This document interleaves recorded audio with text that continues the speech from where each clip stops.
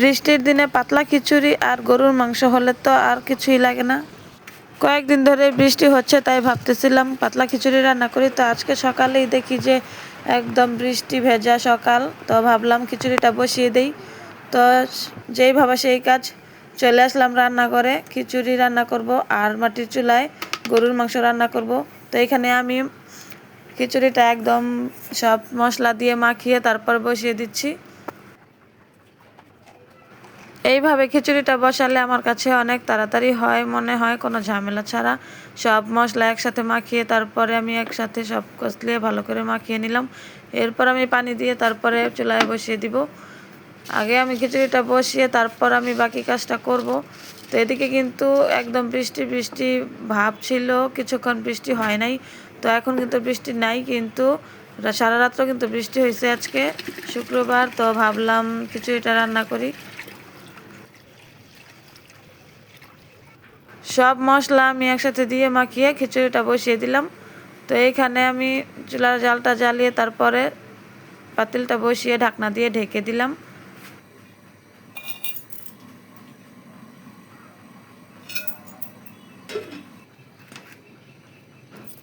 তো এদিকে আমার হাঁসগুলা কিন্তু বের হয়ে গেছে। তো এখন আমি হাঁসগুলাকে নিয়ে আবার ঢুকিয়ে দিতেছি। তো এই হাঁসগুলা কিন্তু আমি রান্না করার সময় ভুলে গেছিলাম আটকাতে, তারপর সব বের হয়ে গেছে। তো এদেরকে আমি আটকিয়ে তারপরে আবার রান্না শুরু করব।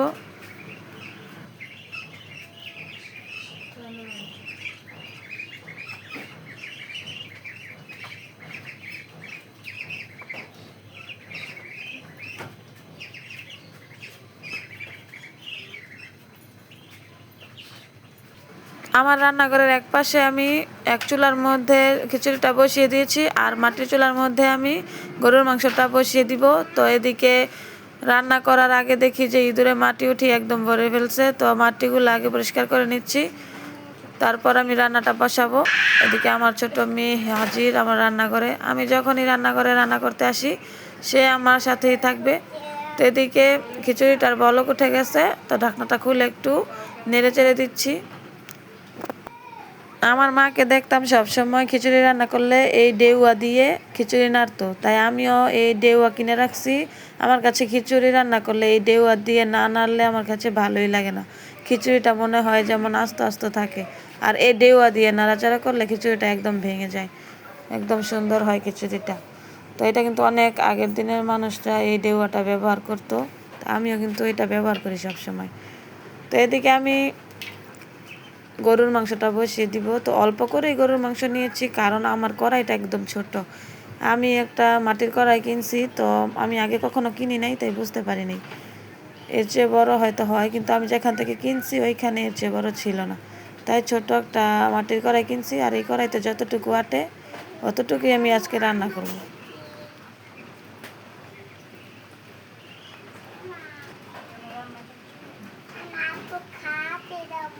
রান্নার আগে আমি চুলার সাইডে একটা গাছ বসিয়ে নিলাম।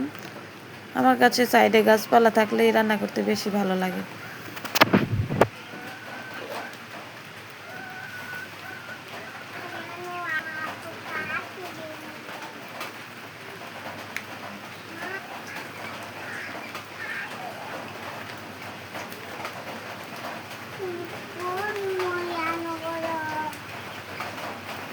আমার ছোট মা চলে আসছে আমার কাজে হেল্প করার জন্য। তো সে মোড়ার মধ্যে বসে পড়ছে, আমি আর বসি নাই, ওকে দিয়ে বসিয়ে রাখছি, না তো এখানে দুষ্টামি করবে। তাই বললাম তুমি এখানে বসে বসে রান্না দেখো।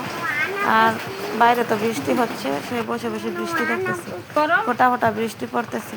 তো এদিকে আমি গরুর মাংসটা কড়াইয়ের মধ্যে নিয়ে একদম মাখিয়ে বসিয়ে দিব। মাখিয়ে বসালে ঝামেলাও কম, রান্নাটাও তাড়াতাড়ি হয়ে যায়।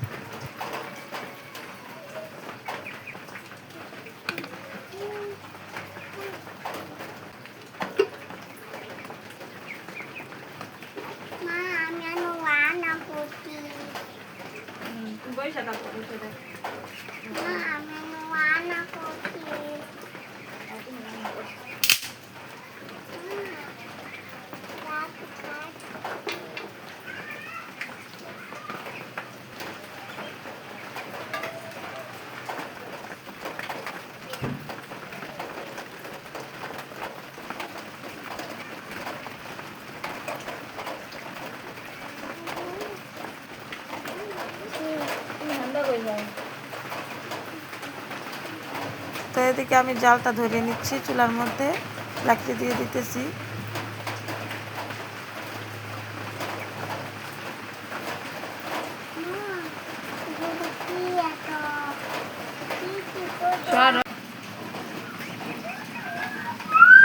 বাহিরে কিন্তু বৃষ্টির অনেক শব্দ শোনা যাচ্ছে। এই বৃষ্টির মধ্যে রান্না করতে কিন্তু একটু বিরক্ত লাগছে, তাও কিন্তু ভালোই লাগছে, যেহেতু বৃষ্টির দিন একটু সমস্যা তো হবেই।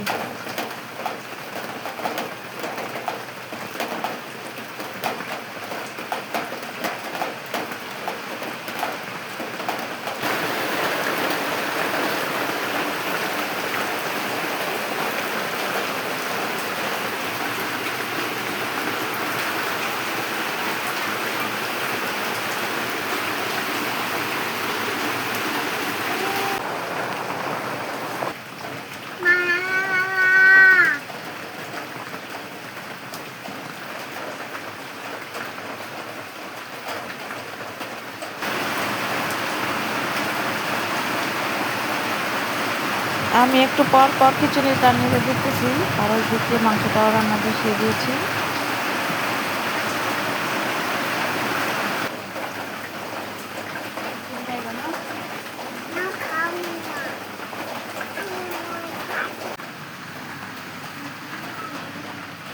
মাটির চুলা কিন্তু সহজে আগুন ধরাতেই কষ্ট হয়, আর একবার ভালো করে আগুন জ্বলে গেলে কিন্তু আর নিভতে চায় না।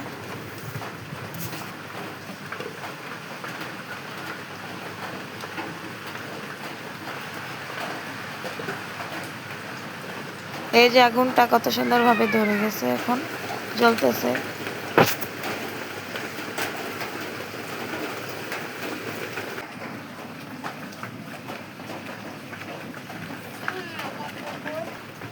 দেখেন কত পরিমাণ বৃষ্টি নামছে। এদিকে আমরা রান্না করতেছি মা মেয়ে মিলে।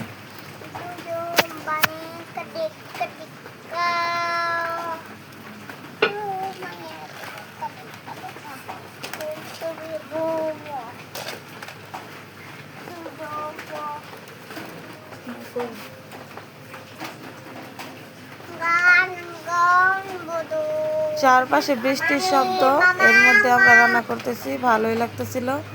দেখেন কত পরিমাণ বৃষ্টির শব্দ, শুনলে বুঝতে পারবেন কতটা বৃষ্টি হইতেছে। আর এদিকে কিন্তু খিচুড়িটা রান্না হয়ে গেছে, তো প্লেটের মধ্যে বেড়ে নিতেছি। আমার মেয়ে খাবে, তাই ঠান্ডা হওয়ার জন্য বেড়ে রাখতেছি।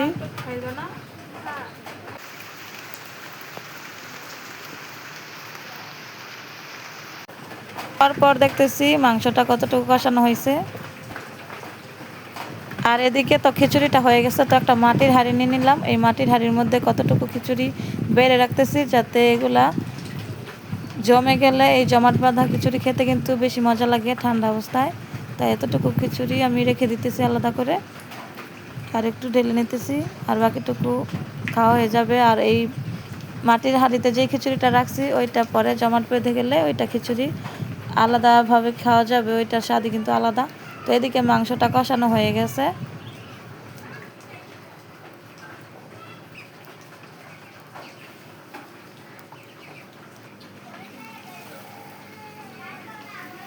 অল্প করে এই মাংস রান্না করতেছি, যেহেতু কড়াইটা ছোট, ঝোল দিব একটু খিচুড়ি দিয়ে খাওয়ার জন্য, তাই অল্প করে রান্না করলাম। মাংসটা কষিয়ে নিচ্ছি, এর মধ্যে কয়েকটা আলুও দিয়ে দিব।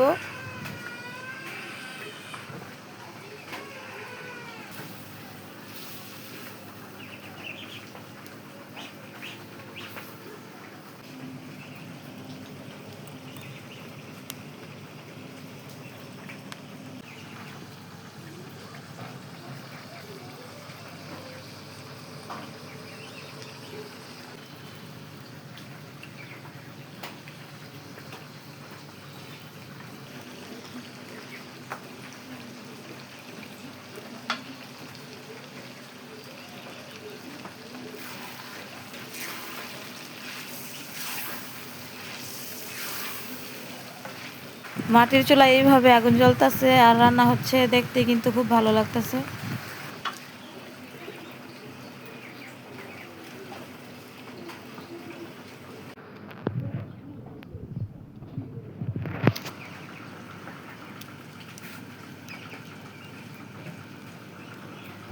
মাংসটা ভালোভাবে কষিয়ে নিয়েছি। তো এখন আমি পানি দিয়ে দিতেছি, পরিমাণ মতো পানিটা দিয়ে তারপর জাল করে নিব।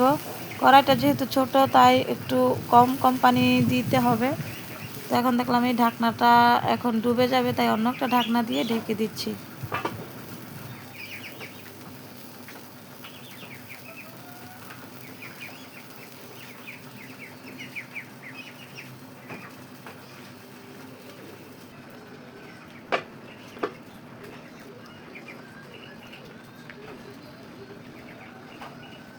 এদিকে মাংসটা কিন্তু প্রায় হয়ে গেছে, আর একটু ঝোলটা শুকালে কিন্তু নামিয়ে নিব। তো এইভাবে কিন্তু মাংসটা হয়ে গেছে। আর এদিকে খাওয়ার জন্য কিন্তু বাচ্চারা বারবার বলতেছে। তো এখন মাংস উঠিয়ে দিয়ে দিতেছি যে নাও খেয়ে নাও। তো সবাই কিন্তু খেয়ে নিচ্ছে। তো এদিকে মাংসটা আর একটু শুকালে আমি নামিয়ে নিব। তো আজকের ভিডিওটা কেমন লাগলো অবশ্যই কমেন্টে জানাবেন। ইউটিউব থেকে দেখে থাকলে চ্যানেলটা সাবস্ক্রাইব করে পাশে থাকবেন। ফেসবুক থেকে দেখে থাকলে অবশ্যই ফলো দিয়ে পাশে থাকবেন।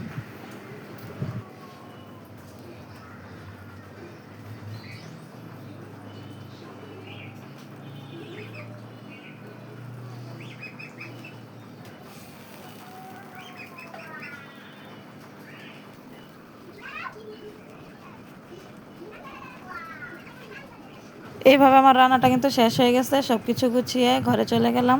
তো আজকে এই পর্যন্তই। সবাই সুস্থ থাকবেন, ভালো থাকবেন। আল্লাহ হাফেজ।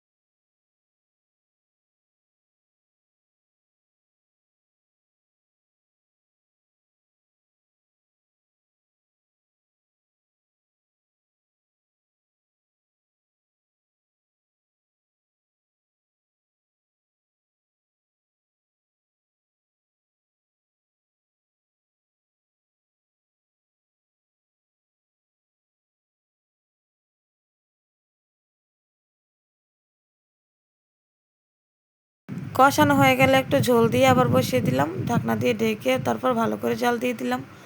তো এদিকে আমি প্লেটের মধ্যে খিচুড়িটা বেড়ে নিচ্ছি। ওইদিকে কিন্তু তরকারি রান্নাটা প্রায় হয়ে গেছে। তো এদিকে খিচুড়িটা বেড়ে নিতেছি। খিচুড়িটা যেহেতু অনেক গরম তাই বেড়ে নিতেছি, ঠান্ডা হবে।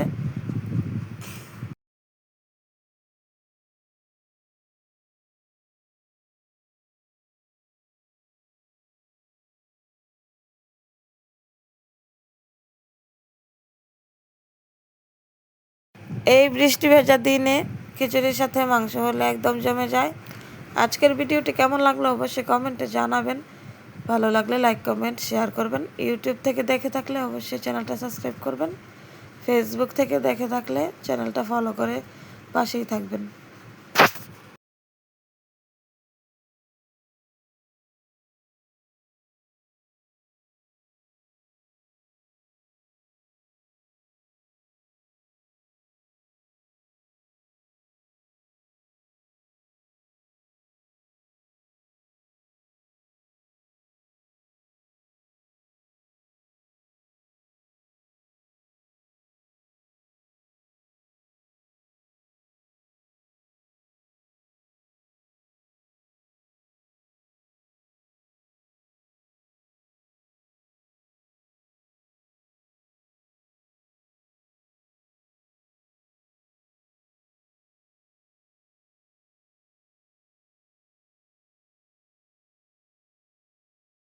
আমার কিন্তু অলরেডি সব রান্নাই শেষ। এখন একটু তরকারিটা কিন্তু আর একটু জালে আসবে। তো এখন আমি তরকারিটা নিয়ে নিতেছি খাওয়ার জন্য। আর একটু জালে আসলেই আমি নামিয়ে নিব। তো আজকে এই পর্যন্তই। সবাই সুস্থ থাকবেন, ভালো থাকবেন। আল্লাহ হাফেজ।